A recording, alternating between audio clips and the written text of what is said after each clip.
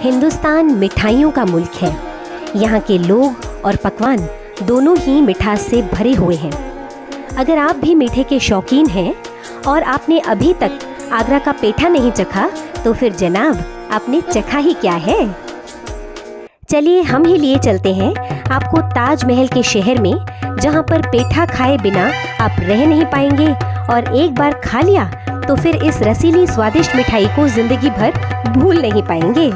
पेठे के अतीत के झरोखों में झांकने के लिए आपको गुजरना होगा आगरा की इन तंग गलियों से, क्योंकि इन गलियों को पार करके ही हम पहुंचेंगे नूरी दरवाज़ा, जो पेठा उद्योग का गढ़ है। प्राचीन पेठा कहाँ है?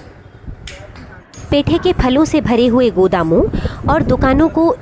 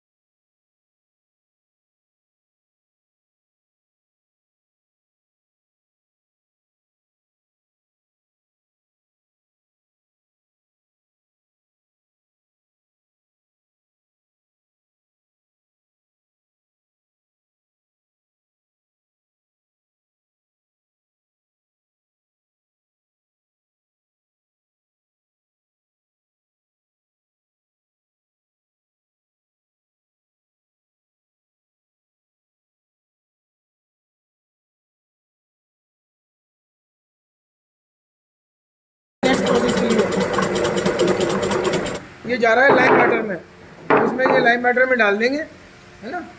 तो ये लाइम वाटर में डालने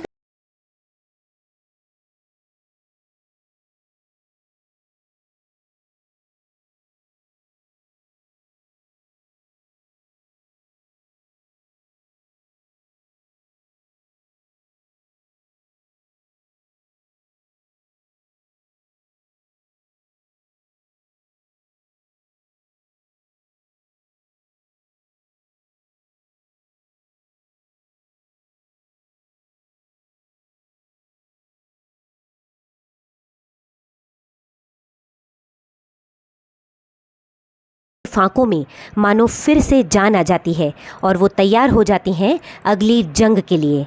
अब शुरू होती है कारीगर की असली कारीगरी। अपने कुशल हाथों से पेठे की बड़ी बड़ी फांकों को बिना किसी नाप के छोटे छोटे चौकोर या आयताकार टुकड़ों में एक समान आकार में काटना कि किसी कारीगरी से कम है क्या। इसी बीच स्वाद के इस रोचक सफ़र के दूसरे कारीगर चाशनी बनाने का काम करते हैं, और चाशनी भी कोई ऐसी वैसी चाशनी नहीं, शुद्ध से शुद्धतम चाशनी। ये जो हम शुगर डाल रहे हैं ये डबल रिफाइंड शुगर है, ये एकदम क्रिस्टल वाइट शुगर होती है। और इसको हम पेठा तैयार करते थे पहले, एक बार अपने यहाँ फिर रिफाइंड करेंगे, पका पका के उसमें गाढ़ी हो जाएगी। बॉयल होगा, बॉयल के बाद कढ़ाई में आएगा, जब साफ नहीं ओह, इतना अभी और लंबा प्रोसेस है। ये क्या डाला आपने? फिटकरी। अब एक कढ़ाई में साफ पानी लेकर फिटकरी के साथ उसे कुछ देर तक उबाला जाता है।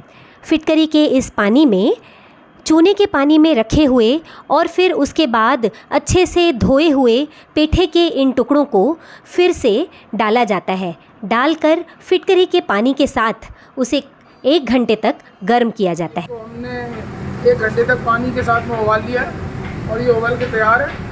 और इसको अब उबाल लिया है, इसको हम एक बार फिर वॉश करेंगे साफ पानी में, जिससे कि इसके अंदर जो भी थोड़ा बहुत है ना कोई भी कंटेंट है अगर इसके अंदर, तो वो उसके एकदम साफ़ हो जाए। फिर इसको वॉश करने के बाद में फिर इसको हम शुगर सिरप के साथ में पकाएंगे।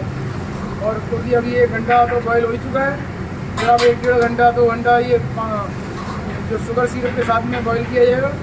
और जब जाके कहीं हमारा पेठे का प्रोसेस पूरा हो पाएगा। और फिर चाशनी को जब मलमल के कपड़े से दोबारा छाना जाता है तो मैल का एक कण भी इसमें बाकी नहीं रहता।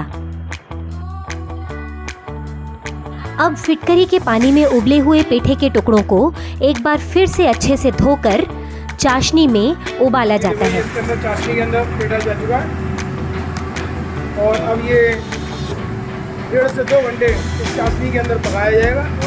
जब तक इस बॉयल पेठे का कण इसके अंदर पक नहीं जाएगा और ये 200 डिग्री टेम्परेचर पे पकाया जाएगा।